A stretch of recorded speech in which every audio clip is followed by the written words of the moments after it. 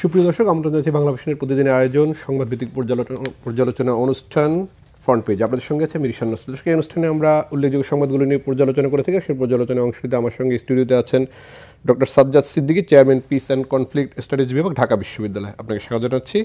আমরা আলোচনা করবো, তবে আলোচনায় যাবার আগে আমরা একটু উল্লেখযোগ্য সংবাদগুলো জেনে নিই দৈনিক পত্রিকার। দৈনিক প্রথম আলো, সংসদকে দ্বৈত ভূমিকা দেওয়ার সুপারিশ করতে পারে কমিশন, ঐক্যমত কমিশনের আলোচনা। রাজনৈতিক দলগুলোর সাথে ছাড়া স্বৈরাচারকে আশ্রয় দিয়ে তারা বিরাগভাজন হলে কিছু করার নেই, ভারত প্রসঙ্গে তারেক রহমান। দৈনিক আমার দেশ, উত্তরাধিকারের নারী নেত্রীরা নির্বাচনে প্রগতিশীলতার বয়ানে ভারত তোষণ ও রাষ্ট্রবিরোধিতা, মাহমুদুর রহমানের একটি মন্তব্য প্রতিবেদন।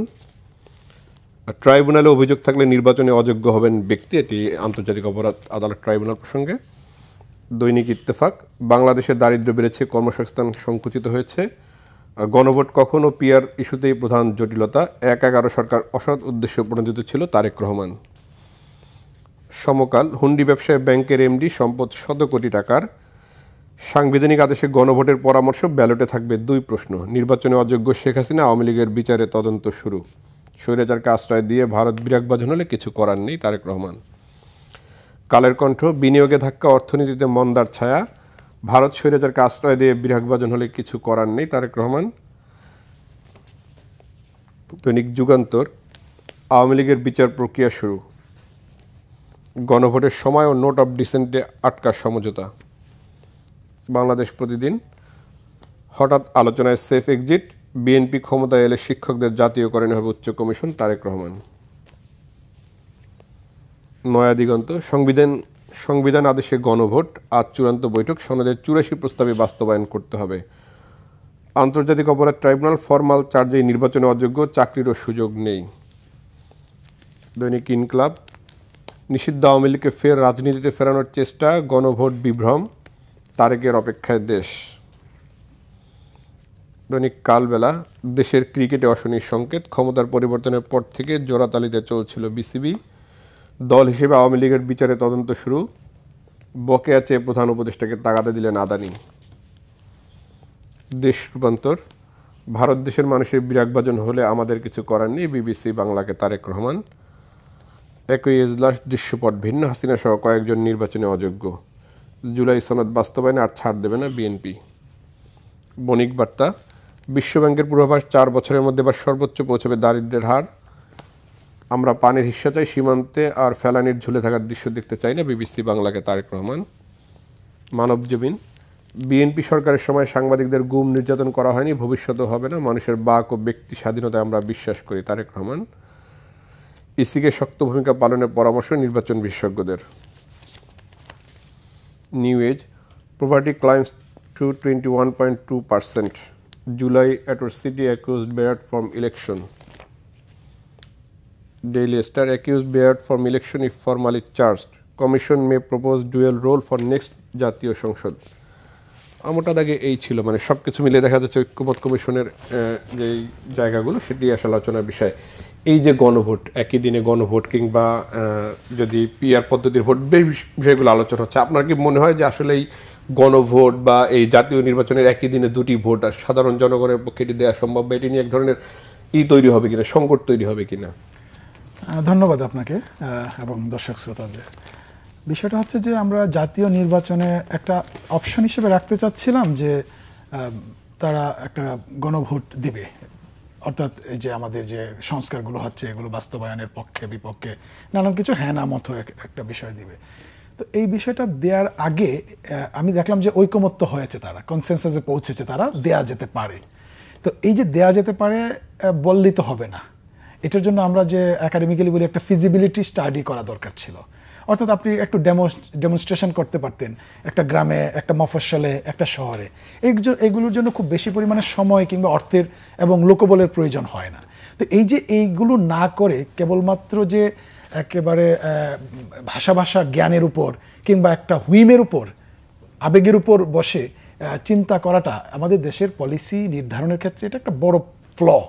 এই ফ্লটা থেকে আমরা এই সময় ভেবেছিলাম আমরা উতরে উঠবো, আমরা ওভারকাম করব। কিন্তু আনফর্চুনেটলি আমরা দেখলাম যে এই বিষয়গুলোকে খুব গুরুত্ব না দিয়ে কেবলমাত্র ভাষা সিদ্ধান্তের ব্যাপারে এই সরকারও বেশি পরিমাণে ঝোঁকে আছে। এটা আপত্তিকর। এখন এই যে গণভোট দেওয়ার বিষয়টি, সাধারণ আপনি যেটা বলছিলেন যে সাধারণ মানুষকে তো আসলে গণভোটের ব্যাপারেও তো উৎসাহিত করতে হবে। আমি সেটাই বলছিলাম, আপনি আবারও পয়েন্টটা নিয়ে আসছেন, ভালো। অর্থাৎ আপনাকে তো দেখতে হবে যে এই বিষয়টা কতটা ফিজিবল। আমি ঐকমত্য হয়ে গেলাম, আপনাকে ফাঁসিতে ঝুলিয়ে দিব। এখন আপনাকে ফাঁসিতে ঝুলিয়ে দেওয়া মানেই কি বাংলাদেশ বিশাল একটা ডেভেলপমেন্টের প্যারামিটারে এগিয়ে যাওয়া? যদি তাই হয় তাহলে আমি তা করব। কিন্তু বিষয়টা যদি এরকম হয় যে এটা কেবলমাত্র একটা বিশেষ গোষ্ঠীর স্বার্থে কিংবা বিশেষ সময়ের স্বার্থে ফারসাইটনেস না রেখে আমি একটা সময়কে কেবলমাত্র মূল্যায়ন করছি, এটা দূরদর্শিতা না, এটা ন্যাশন বিল্ডিং কিংবা স্টেট বিল্ডিং বলেন, এই কোনোটাকেই ফুলফিল করে না। সো তাদের যদি ইচ্ছা থাকতো যে আমরা গণভোটে যাচ্ছি, তো এই গণভোটে যাওয়ার জন্য আমার কি করণীয়, এই করণীয় ভেরি গুড। তার মধ্যে অন্যতম প্রধান কাজটা হচ্ছে সেটা হচ্ছে আমরা এটা ফিজিবিলিটি টেস্ট করা, এবং এটা মানুষ বুঝতে পারে কিনা, আপনি যেটা বলছিলেন যে whether they can read it or not, they can understand it or not. এই যে বিষয়গুলোর সঙ্গে যদি আমাদের পরিচিত করাতে না পারি, যেটা বলে লিটারেসি, এই লিটারেসিটা তাদেরকে জানাতে হবে, বোঝাতে হবে এবং প্রয়োজনীয়তাটাকে ধারণ করতে হবে। এটা এর খুব বেশি সময় সাপেক্ষ ছিল না এবং ব্যয় সাপেক্ষ ছিল না। এটা একেবারেই করলে যে কোনো একটা কোম্পানিকে দিলেই এই জায়গায় নোট অফ ডিসেন্টেরও বিষয় রয়েছে, মানে গণভোট মানুষ দিলেই কি যায় আসে আর কি শেষ পর্যন্ত। হ্যাঁ, এবং গণভোট দিলেই কি যায় আসে, অ্যাডহক ভিত্তিতে হচ্ছে কিনা, এটা কি আমার ইনক্লুসিভ হচ্ছে কিনা, এবং পরবর্তীতে আসলে বাস্তবায়ন করবে কিনা এবং বাস্তবায়ন করার মতো সক্ষমতা আছে কিনা। আমি তো বলি যে বাংলাদেশের সবচেয়ে বড় সমস্যাটা হচ্ছে যে কোট আনকোট সক্ষমতা। আপনি বর্তমান সরকারের দিকে তাকিয়েও যদি বলেন কিংবা পূর্বেকার গভর্নমেন্টগুলোর দিকে তাকিয়ে বলেন ৭১-এর পর থেকে, আপনি তো সবচেয়ে বড় একটা কি ওয়ার্ড আপনার চোখের সামনে আসবে, যেটাকে আমরা ওয়াচ ওয়ার্ড বলি, যে সক্ষমতা। অর্থাৎ আপনাকে আপনার পরিবারটাকে কতটা ব্যাক অ্যান্ড ফোর্থ করে, কতটা ছাড় দিয়ে, ডেবিট ক্রেডিট দিয়ে পরিবারটাকে গুছিয়ে রাখতে পারতেছেন, এটা যেরকম আপনার একটা সক্ষমতা, রাষ্ট্র পরিচালনা একটা বৃহত্তর সক্ষমতা। সেটা নেইবারহুড সিকিউরিটি, মিলিটারি, তারপর ফরেন পলিসি, আপনার দেশের মানুষের কর্ম। আপনি যখন পত্রিকাগুলো পড়ছিলেন আমি খেয়াল করছিলাম যে সবচেয়ে গুরুত্বপূর্ণ বিষয়টা যেটা হচ্ছে দারিদ্র্য। পোভার্টি ইজ জাস্ট গেটিং ডিটোরিয়েটেড, মানে দিনকে দিন নিচের দিকে যাচ্ছে মানুষ। এখন এই যে ঢাকামুখী, আমার তো মনে হয় যেই সংবাদ এবং এই সংবাদগুলোর মধ্যে আমরা একটু বোধহয় কোনো সমস্যা নেই, আমাদের মনে হয় পিয়ারের বিষয় কিংবা পিয়ার না, তো হানা ভোটের যেটা হানা ভোটটা তো ক্লিয়ার যে এটা ফিজিবিলিটি স্টাডি হয়নি। গভর্নমেন্টের উচিত, এখনো সময় আছে, তারা এইগুলো যদি দ্রুততম সময়ে একেবারে রেসপেক্টিভ যে স্টেক হোল্ডারগুলো আছে তাদেরকে এনগেজ করে, আমি একটু ফিজিবিলিটি স্টাডি করলাম, মানুষ আসলে এই জিনিসগুলো বুঝে কিনা, আমরা তো সেটাই চাই। দারিদ্রতা একটু আলোচনা করবো, জাস্ট হানা ভোটের আরেকটা ইস্যু যদি করি, আমরা যদি এই একই দিনে ভোট হয় সেক্ষেত্রে জাতীয় নির্বাচন বাধাগ্রস্ত হবে কিনা, বা আলাদাভাবে এই হানা ভোট করতে গেলে জাতীয় নির্বাচন পিছিয়ে যাওয়ার সম্ভাবনা আছে কিনা? তবে আমার কাছে মনে হয় কি, আমরা তো আসলে মন্দের ভালো চালাই দেশটাকে, আনফরচুনেটলি। তো মন্দের ভালো হিসেবে হানা ভোটটা জাতীয় নির্বাচনের সঙ্গেই দেওয়া উচিত। এই জন্য জাতীয় নির্বাচন নিয়ে আমরা যে রকমের টালবাহানা, যেটাকে বলে প্রোক্রাস্টিনেশন, মানে খুবই অবজেকশনেবল একটা স্ট্যান্ড গভর্নমেন্টের, যে শ্রীলঙ্কায় লেগেছিল ২.৫ বছর, 111 গভর্নমেন্ট 2 বছর লাগিয়েছিল, এই সরকারের যদি 6 বছরও লাগতো, 60 বছরও লাগতে পারে, তারা যদি হুইমজিক্যালি বলতেই পারে আজীবন। কিন্তু এইগুলোর জন্য একটা নির্দিষ্ট রোডম্যাপ না থাকার প্রেক্ষিতে এই যে একটা বছরের মধ্যে আমাদের অর্জন আমরা দেখবো যে প্রায় শূন্যের কোটায়। এই জন্য যে আপনি যে কারণে এই বিপ্লব বলেন, গণ অভ্যুত্থান বলেন হয়েছিল, সেটা কর্মসংস্থানকে কেন্দ্র করে, সেটা ছিল শিক্ষার মানে বেহাল অবস্থার জন্য। শিক্ষা প্রতিষ্ঠানগুলোর মধ্যে ছিল না কোনো ধরনের আপনার যে কর্মমুখী শিক্ষা বলেন এবং জীবনমুখী শিক্ষা বলেন, এর কোনোটাই আমাদের শিক্ষা ব্যবস্থায় নাই, এখনো নাই। এবং এই যে কতগুলো কমিশন হয়েছে, শিক্ষায় হাত দিতে চায় না, শিক্ষায় হাত দিতে নাকি তাদের ভয়। এটা তো খুব আপত্তিকর শব্দ। সরকারের আবার ভয় থাকবে কেন? সরকারের সদিচ্ছার সঙ্গে তো ভয় একেবারে কনফ্লিক্টিং একটা সম্পর্ক। এই যে ভয়টা হচ্ছে আমাদের জন্য সবচেয়ে বড় আত্মঘাতী, যে এতগুলো কমিশনের মধ্যে শিক্ষা কমিশন নেই। আর এই শিক্ষা কমিশনের সঙ্গে জড়িত আছে আপনার এই পত্রপত্রিকায় যে রিপোর্টগুলো প্রতিটা জিনিসকে কানেক্ট করতে পারেন, প্রত্যেকটা বিষয়। এই যে আমি যে বললাম হানা ভোটের জন্য যে অ্যাওয়ারনেস জনগণের, সাধারণ মানুষ, এটার সঙ্গে আপনার শিক্ষার সুযোগ রয়েছে। এই যে ঢাকায় যে এখন আপনার বাংলা তেসলা বলছেন, এটা তো বাংলাদেশে ঢাকা শহর হবে ভবিষ্যতে তেসলা বিপ্লব হবে, একটা তেসলা বিপ্লব হবে।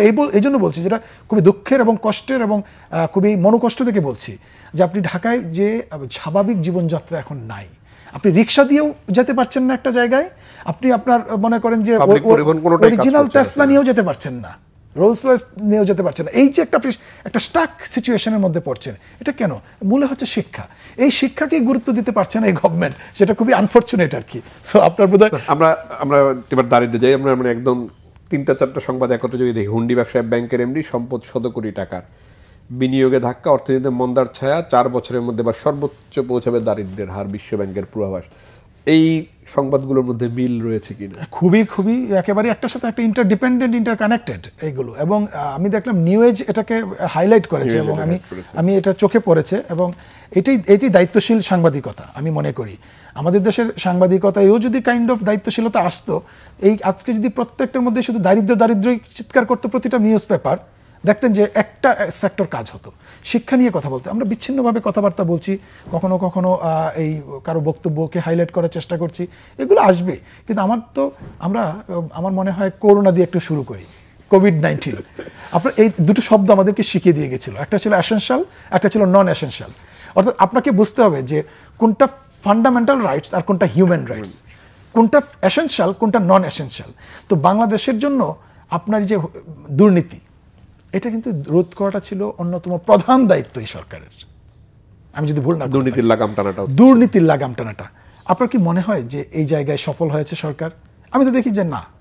আমি যে ইনফর্মাল এবং ফর্মাল যদি আলোচনা করেন, আপনি যারা এই সমস্ত বিষয়ে কাজ করছেন, যারা ইনভেস্টিগেটিং জার্নালিজম করে কিংবা ক্রাইম রিপোর্টিং যারা করেন আপনাদের মতো, তাদের কাছ থেকে যদি সঠিক তথ্যটা, একটা তথ্য সংগ্রহ সেন্টার থাকতো সরকারের, এবং তো বুঝতে পারতো যে প্রতিটা সেক্টরে কিভাবে সাময়িক কিছুদিন বন্ধ থাকার পরে আবারও রিকার করে, এই রিকার করার পিছনে আসলে কারণটা কি? কারণটা তো একটাই, বিচারহীনতা। কারণ একটাই, আপনি আপনার যে সাংস্কৃতিক যে পরিমণ্ডল, সেখানে আপনি এক্সাম্পশন দিয়ে দিচ্ছেন। বড় বড় অভিযোগ আসতেছে, অভিযোগের সত্যতা আসছে, সে বিচার পাচ্ছে না। আবার একই রকম করে মিথ্যা অভিযোগ দিয়ে কাউকে আপনি একদম ধ্বংস করে দিচ্ছেন। এই যে বিপরীতমুখী ট্রাজেক্টরি রাষ্ট্রের, এই ট্রাজেক্টরিটাই আপনার এই সংবাদগুলোর সঙ্গে সম্পৃক্ত। অর্থাৎ আপনার ন্যায়পরায়ণতা না থাকা এবং আপনার গভর্নমেন্টের যে ট্রান্সপারেন্সি না থাকা এবং আইনের শাসন যেটা, সেই বিষয়টা না থাকার প্রেক্ষিতে আপনার এই যে হুন্ডির যে বিষয়গুলো কিংবা অর্থ পাচারের মতো বিষয়গুলো কিংবা কর্মসংস্থানের দিকে সরকারের নজর না দেয়া, এগুলো হচ্ছে সম্পূর্ণ ওই যে ক্যাপাবিলিটি ট্র্যাপ বলি আমি, যে তাদের আপনার এক ধরনের অক্ষমতা আর কি। সেই অক্ষমতার জন্য রাষ্ট্র পরিচালনা একটা সক্ষমতার ব্যাপার, সেই সক্ষমতাটা না থাকার জন্য আইডেন্টিফিকেশন অফ দ্য প্রবলেম বলি আমরা একটা কথা। অর্থাৎ আপনি আপনার পরিবারের দেখবেন যে একটা আইডেন্টিফিকেশন অফ দ্য, আমাদের কি দরকার, আমাদের একটা গাড়ি কিনবো, নতুন গাড়ি কিনতে গেলে দেখা গেছে বাচ্চাদের বেতন দিতে পারবো না স্কুলে, তাহলে আপনার কি স্কুল বন্ধ করা যাবে না, ভালো একটা স্কুলে পড়াতে হবে। সেই জায়গায় আপনার এই যে লিমিটেড রিসোর্স, এই লিমিটেড রিসোর্সের মধ্যে আপনি একটা পরিবার চালান। তো রাষ্ট্রের উচিত হচ্ছে এই লিমিটেড রিসোর্সকে কিভাবে ইউটিলাইজ করা to get the maximum benefit. সেখানে করাপশন, সেখানে হুন্ডি বলেন, সেখানে টাকা পাচার বলেন, এই যে বিষয়গুলোকে যদি নিয়ন্ত্রণ করতে পারতো, তাহলে এই যে ঢাকামুখিতা মানুষের একটু কমতো। এবং যেটা ভয় আমার, ঢাকা কলাপস তো অলরেডি কলাপস করেছে, এখন প্র্যাকটিক্যালি কলাপস করাটা, সেটাও করবে শুধুমাত্র এই যে আপনার মানে সরকার পরিচালনায় এক ধরনের যে ক্যাপাবিলিটি দরকার, সেই ক্যাপাবিলিটি না থাকা এবং অদূরদর্শিতার একটা অভাব, মানে দূরদর্শিতার অভাবের প্রেক্ষিতে এই সবগুলো সমস্যা কন্টিনিউ করছে। একটা বিষয় তো ছিলই যে আওয়ামী লীগ সরকারের পতনের পরে যে অর্থনৈতিক যে নানান ধরনের সংকট ছিল, আমাদের টাকা পাচার সহ বিভিন্ন বিষয় ছিল, সেই জায়গাতে একটা সংকট ছিল। তারপরে এই সরকার দায়িত্ব নেওয়ার পর গত 1.5 বছরে অসংখ্য ব্যবসা প্রতিষ্ঠান, অসংখ্য বাণিজ্যিক প্রতিষ্ঠানগুলো বন্ধ হয়ে গেছে। এবং এর একটি বড় কারণ হলো আওয়ামী লীগের যারা বিনিয়োগকারী ছিলেন তারা দেশ ছেড়ে পালিয়েছেন। কিন্তু সেই জায়গায় সরকারের যে ভূমিকা রাখার দরকার ছিল এগুলি পরিচালনার ক্ষেত্রে, সেটি করতে সরকারকে পুরোপুরি ব্যর্থ হয়েছেন কিনা? ব্যর্থ হয়েছে তো অবশ্যই। কারণটা কি, আপনার কিছু প্রতিষ্ঠান যখন টিকে আর কিছু প্রতিষ্ঠান যখন কলাপস করে, তখন বুঝতে হবে যে আপনি ইনভেরিয়েবলি, মানে অর্থাৎ আপনি একেবারে নিষ্ঠার সঙ্গে বিষয়গুলোকে ইকুয়ালি ট্রিট করছেন না। অর্থাৎ আপনি রিশান নাসরুল্লাহর প্রতিষ্ঠান ধ্বংস হয়ে যাক, এটা যদি হয় সরকারের একটা স্ট্যান্ড, হুইচ ইজ ডেঞ্জারাস। আবার সাজ্জাদ সিদ্দিকীর প্রতিষ্ঠানটা থাকুক, ধরুন আপনারা দুজনেই মনে করেন যে এই মুহূর্তে নিষেধাজ্ঞার মধ্যে আছেন, এই যে দুজন সমানভাবে নিষেধাজ্ঞার মধ্যে আছেন, একজনকে বেনিফিট দিচ্ছেন আর একজনকে দিচ্ছেন না, এই প্রসেসটাই তো দেখা গেছে। এখানে কোনো ব্যাংক কাউকে অফার করেছে, সে নেয় নাই, না নেওয়ার প্রেক্ষিতে একটা রাজনৈতিক দল নিয়ে গেছে, নিয়ে গিয়ে তারা এখন রাজনীতি করছে, তাদের সেই অর্থনীতি এখন ভোটের মাঠে ছাড়ছে। তো এই যে সুযোগ করে দেয়াটা, আমি কি ইঙ্গিত করছি হয়তো বুঝতে পারছেন, যে এই যে সরকারের যে বৈষম্যের একটা অবস্থান কিংবা আপনার পার্শিয়াল একটা পজিশন, এই পার্শিয়াল পজিশনটা এটা তো রাজনৈতিক সরকার ছিল না। ফলে এই রাজনৈতিক সরকার হয়তো রাজনৈতিক বিবেচনায় কাউকে বেনিফিট দেয়, কাউকে বেনিফিট দেয় না, এটা হতে পারে। অনেক সময় আমরা মেনে নিই রাজনীতিবিদরা মিথ্যার দিবে, কমিটমেন্ট দিবে এবং তারা নির্বাচনী ইস্তেহার দিবে। এটি হচ্ছে রাজনীতিবিদদের কাজ, জগৎ জুড়ে কম বেশি সব জায়গায় সমানভাবে না হলেও অসমানভাবে প্রযোজ্য। তো সেক্ষেত্রে এই যে রাজনৈতিক দলগুলোর এবং অরাজনৈতিক একটা সরকার যখন এই ধরনের রাজনৈতিক নেতাদের মতো, রাজনৈতিক সরকারের মতো পক্ষপাতদুষ্ট আচরণ করে, কিছু প্রতিষ্ঠান বন্ধ করে দেওয়া, কিছু প্রতিষ্ঠান টিকিয়ে রাখা, এইটা মানুষের মধ্যে এক ধরনের ভয় ঢুকিয়েছে। এটার দুটো ইফেক্ট পড়েছে। একটা হচ্ছে কিভাবে টিকা যায়, সেটা কি অর্থ দিয়ে টিকা যায়, নাকি কোনো লবিং করে আমি আপনার সঙ্গে অ্যাসিমিলেট হচ্ছি, আপনার সঙ্গে রাজনীতির মতাদর্শ মিলিয়ে নিব, আমারটা টিকিয়ে রাখেন, নাকি অর্থের বিনিময় ছাড়া অন্য কোনো কৌশলের জন্য এই বিষয়গুলো হচ্ছে। তখন দেখা গেল যে যেই জিনিসটা পারছে, কি কারণে বন্ধ হলো, সেই কারণটা অ্যাভয়েড করে সে টিকার চেষ্টা করছে।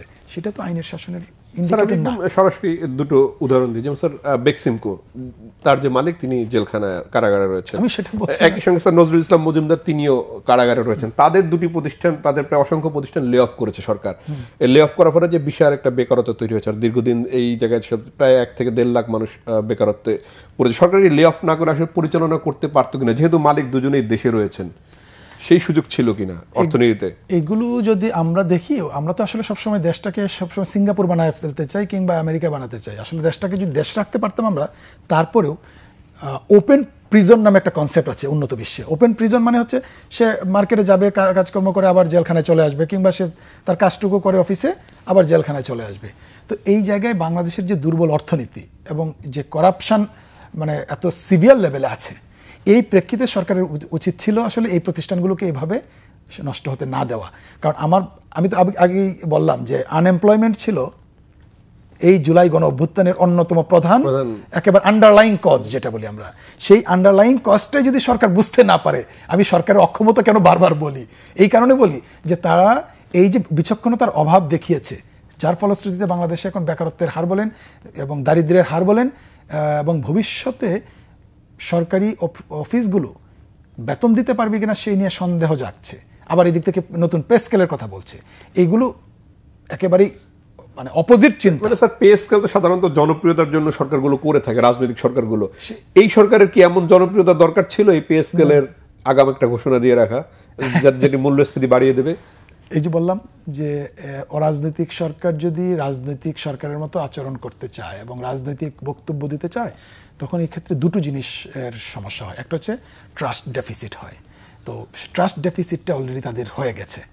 আর দ্বিতীয়ত যেটা হলো প্র্যাকটিক্যাল আনএমপ্লয়মেন্ট, পভার্টি এবং সোশ্যাল যে আনরেস্ট, আপনার জাতিগত সমস্যা, এই জিনিসগুলো ভাবে পার্বত্য চট্টগ্রাম দেখেন কিংবা আপনার বিভিন্ন অঞ্চলে দেখেন যেভাবে একে অপরের প্রতি সহিংস আচরণ বাড়ছে। এই বাড়ার পেছনে যে রুট কজগুলো, এই কজগুলো তাদের বিচক্ষণতার সহিত বারবার শব্দটা আমি বলছি এই জন্য যে তাদের যে এটার অভাবের ফলে একটা রাষ্ট্রের একটা ভালো একটা ট্রাজেক্টরি পেতে পারতো, 5 আগস্টের পরে একটা রিয়েলাইজেশন আসতে পারতো। সেই রিয়েলাইজেশনটা না এসে অরাজনৈতিক সরকার রাজনৈতিক নেতাদের মতো মিথ্যা এবং অসত্য কথা বলে এবং জনতুষ্টিমূলক এজেন্ডা সামনে এনে, যেটা বললেন পে স্কেল, এই সমস্ত বিষয়গুলো এনে যেটা করেছে, তারা ট্রাস্ট ডেফিসিট হচ্ছে নাম্বার 1। নাম্বার 2 হচ্ছে সোশ্যাল আনরেস্ট আরও বাড়ছে এবং একে অপরের প্রতি বিশ্বাস হারাচ্ছে মানুষ। স্যার এই সরকারের যে 3টি কাজকে অগ্রাধিকার দিয়ে বলা হচ্ছে, বিচার, সংস্কার, নির্বাচন, 1.5 বছরেরও বেশি সময় হয়ে গেল, কোনো ধরনের রোড ম্যাপ কি তারা দিয়েছে এখন পর্যন্ত? এবং এই তাদের যে বক্তব্য আপনি যেটি বলছিলেন রাজনৈতিক নেতাদের মতো, এটি আসলে এক ধরনের ক্ষমতাকে দীর্ঘায়িত করার এক ধরনের সংশয় তৈরি করছে কি? এই সংশয় তৈরি করার পেছনে যাদের মানে হাত আছে, আমার মনে হয় এই যে বিষয়গুলো সামনে চলে আসবে, তখন তাদের তো ক্ষতি হবেই, জাতিরও ক্ষতি হবে। ভবিষ্যতে ক্রাইসিস টাইমে যে একটা সরকার গঠিত হবে, সে তখন মানুষ পাওয়া যাবে না। তাদেরকে যখন বেশি জবাবদিহিমূলক করবেন, তখন দেখবেন যে মানুষ এই সময় ক্রাইসিস টাইমে দায়িত্ব নিতে চাইবে না। এই সরকার করে যাচ্ছে বলে আমার কাছে মনে হচ্ছে, এই কাজটা করে যাচ্ছে, অর্থাৎ ট্রাস্টের জায়গাটা প্রায় শূন্যের কোঠায় নিয়ে আসছে। আর আপনি একটা ভালো কথা বলছেন, আমি আস্তে আস্তে ভাবছিলাম যে বিগত সরকার ডেভেলপমেন্টের কথা বলে মানুষকে এক ধরনের বেকারত্ব বাড়িয়েছে, পভার্টি লাইন বাড়িয়েছিল এবং মানুষের মধ্যে জাতিগত একটা শ্রেণীর কাছে টাকাও দিয়ে দিয়েছে, একটা শ্রেণীর কাছে, যেটা অলিগার্কি বলি আমরা, এই অলিগার্কি তৈরি করেছিল। এবং মানুষে, এবং যেটা বলবেন যে প্রতিটা প্রতিষ্ঠানে আমার পক্ষে কে তোমার বিপক্ষে, আমার বিপক্ষে কে, এই যে পক্ষ বিপক্ষ শক্তি তৈরি করেছিল। এইগুলো করার পিছনে এবং ব্যবহার করেছে ডেভেলপমেন্ট। তো ডেভেলপমেন্ট হলে আপনাকে আমাকে চোখে দেখাতে হবে না, আমরা দেখে নিব। ডেভেলপমেন্ট সেটাই যেটাকে আমরা বলি সাস্টেইনেবিলিটি দিবে, আপনার মধ্যে একটা কোহেরেন্স দিবে, সোসাইটির মধ্যে আন্ডারস্ট্যান্ডিংটা বাড়াবে, মানুষের মধ্যে মানুষের রেসপেক্ট বাড়বে। তো গত 16 বছরে তো মানুষের মধ্যে রেসপেক্ট সবচেয়ে কমেছে। তাহলে আমি ডেভেলপমেন্টের ইন্ডিকেটর তো আমি বলবো যে সবচেয়ে নিচে গেছে, নাম্বার 1। আর নাম্বার 2 হচ্ছে এই সরকারও সংস্কারটাকে, বিগত সরকার যেরকম করে ওই আপনার ডেভেলপমেন্টকে মানে পোর্ট্রে করেছে, এক্সপোজ করেছে, আমি মনে করি যে এই সরকারও সংস্কার বলতে বলতে মানুষের মধ্যে বেকারত্বের পরিমাণ আরো বাড়ছে, পভার্টির পরিমাণ বাংলাদেশের ইতিহাসে পিকে যাচ্ছে। তো এই বিষয়গুলো অরাজনৈতিক সরকারের রাজনৈতিকীকরণের খেসারত। সেখানেও স্যার অর্থ উপদেষ্টা সংশয় প্রকাশ করেছেন বিশ্ব ব্যাংকের প্রবাস নিয়ে, মানে আগে সেই রাজনৈতিক ধারার মতোই। হ্যাঁ, তবে কম্পারেটিভলি আমার মনে হয় অর্থ উপদেষ্টার একটা মানে চেষ্টা ছিল আমার কাছে, এটা আমার একেবারে neutral judgement, I didn't have any communication with him so far কোনো ধরনের, বাট আমি নিউট্রাল অবজেক্টিভ জায়গা থেকে যদি আমি বলি, he has a good soul, at least try করা। সমালোচনার বাইরে যে উপদেষ্টা রয়েছেন তাদের মধ্যে তিনি আপনিও তাই বলছেন, তাই আমার কাছে তাই মনে হচ্ছে। তার মানে কিন্তু ওনার কোঅপারেশনের অভাব ছিল, আর বাকিদের ব্যাপারে যাদের নামে 2-3 জনের নামে যে সিন্ডিকেশনের অভিযোগ আছে, টিম ওয়ার্ক, উপদেষ্টা পরিষদের টিম ওয়ার্ক, হ্যাঁ, এবং টিম ওয়ার্কের মধ্যে খুব প্রচন্ড ফ্র্যাজাইলিটি আছে, আমি জানি। জি স্যার, আমরা আবার একটু রাজনীতিতে ফিরি, যেটি হচ্ছে যে ভারতের বিরাগ বাজার হওয়া নিয়ে হঠাৎ করে প্রশ্ন আছে। ভারত বাংলাদেশের সম্পর্কটি আসলে ইন্টারিম গভর্নমেন্ট আসার পর থেকেই খারাপ যাচ্ছে।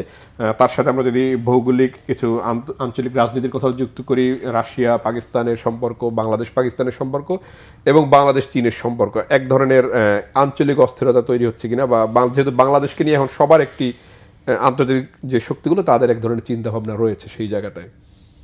এখানে খুবই গুরুত্বপূর্ণ, অর্থাৎ পৃথিবীতে আপনি খেয়াল করবেন, আফ্রিকা এক সময় খুব বেশি পরিমাণে নিউজ আসতো, তারপর মিডল ইস্ট আসছে, এখন দেখেন আবার সাউথ এশিয়ার মধ্যে এই বিষয়গুলো আসছে।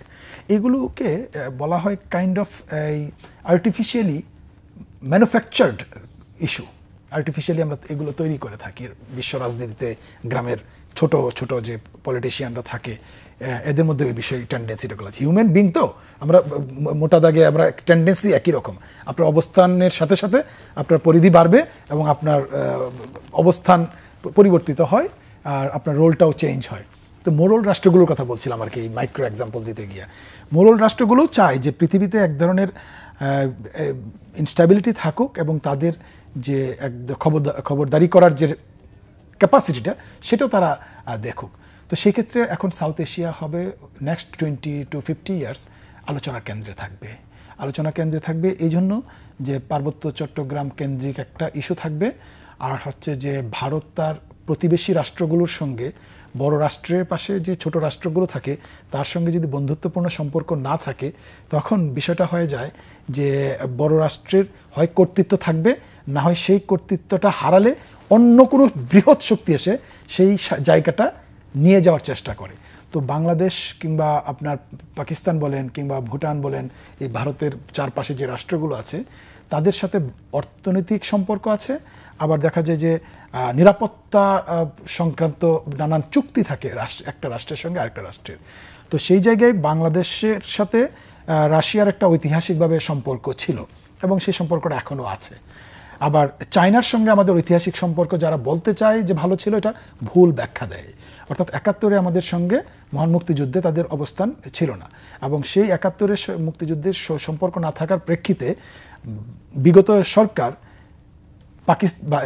চায়নার সঙ্গে সবচেয়ে ভালো সম্পর্ক তৈরি করেছে, তখন কোনো প্রশ্ন ওঠেনি। এটাই হচ্ছে রাষ্ট্রের স্ট্র্যাটেজিক সম্পর্ক চেঞ্জ হয়।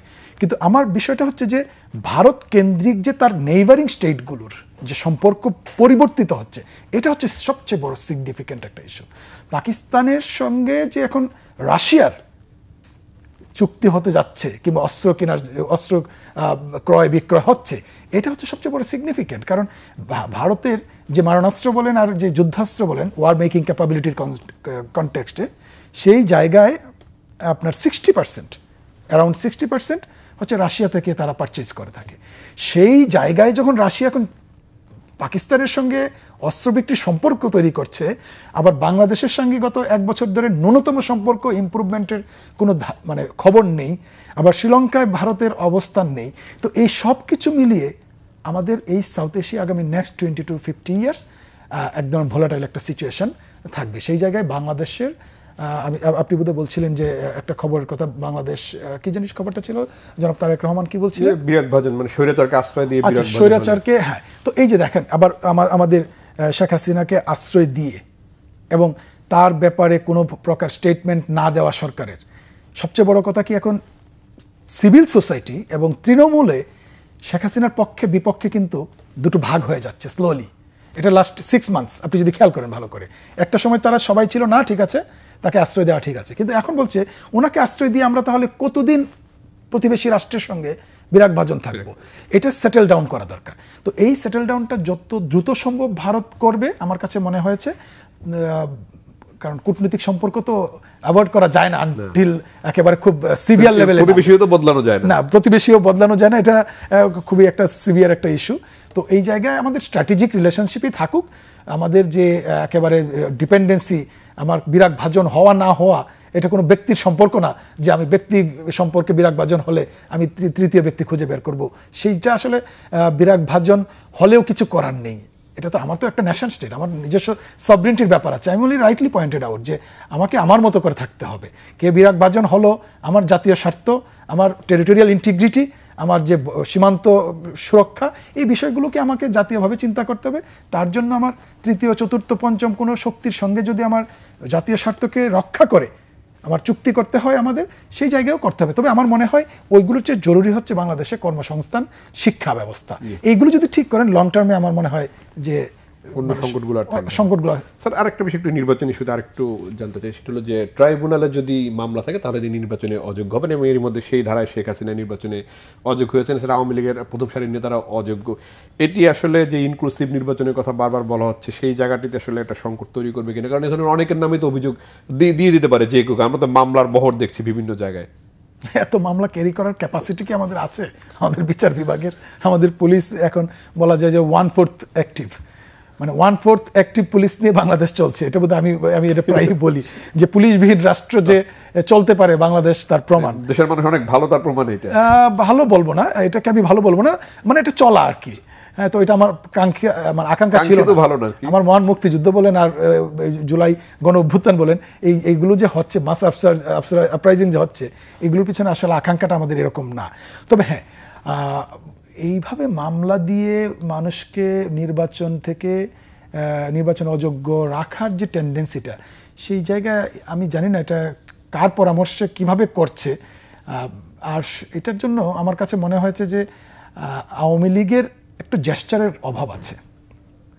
আপনি যদি সাউথ আফ্রিকার কথাও দেখেন, সাউথ আফ্রিকা যে ট্রুথ অ্যান্ড হিলিং কমিশন হয়েছিল, রিকনসিলিয়েশন হয়েছিল, উইদাউট রিকনসিলিয়েশন আপনি তাকে যে অ্যাসিমিলেট করবেন, আপনি যে তাকে মেইন স্ট্রিম করবেন, আপনি ইনক্লুসিভিটির কথা বলবেন, আপনার পক্ষ থেকে একটু জেস্টার থাকা দরকার আছে।